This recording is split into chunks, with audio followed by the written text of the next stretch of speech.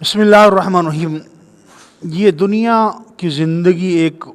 کٹھن اور مشکل سفر ہے۔ انسان کے اوپر کئی قسم کے حالات آتے ہیں، کبھی خوشی ہے، کبھی غمی ہے، کبھی پریشانی ہے،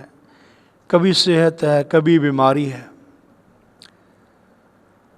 تو کیا ہر آنے والی بیماری، ہر آنے والی پریشانی اللہ کی طرف سے عذاب ہوتی ہے یا اللہ کی طرف سے رحمت ہوتی ہے؟ تو اب ہم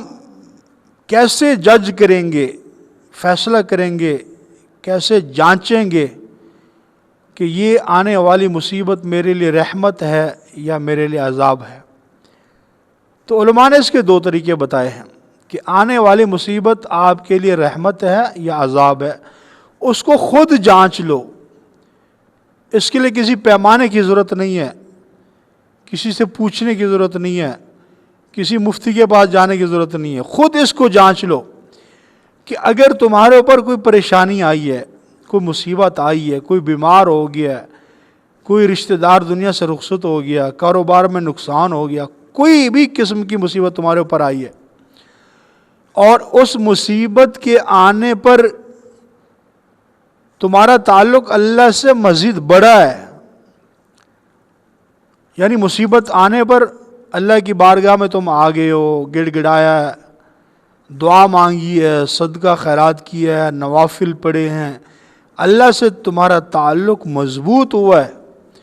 تو سمجھ لینا کہ یہ آنے والی بیماری،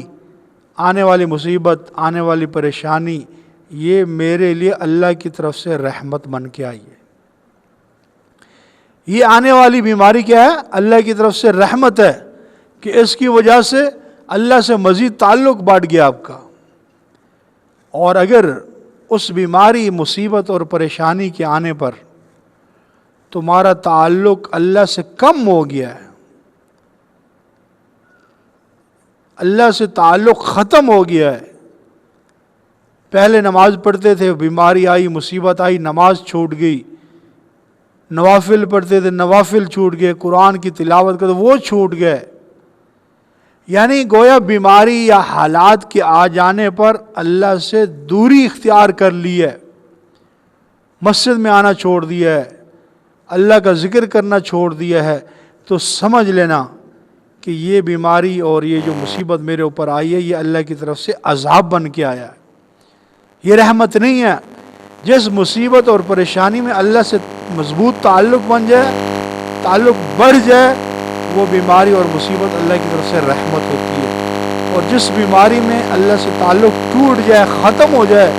تو سمجھ لو کہ یہ اللہ کی طرف سے آئی ہوئی مصیبت، یہ پریشانی ہے، عذاب ہے، یہ رحمت نہیں ہے۔ تو اگر ویڈیو پسند آئی ہے تو ضرور سبسکرائب کر دینا اور لائک اور شیئر کر دینا، ہو سکتا ہے زندگی میں کسی کے کام آ جائے۔ جزاک اللہ خیر۔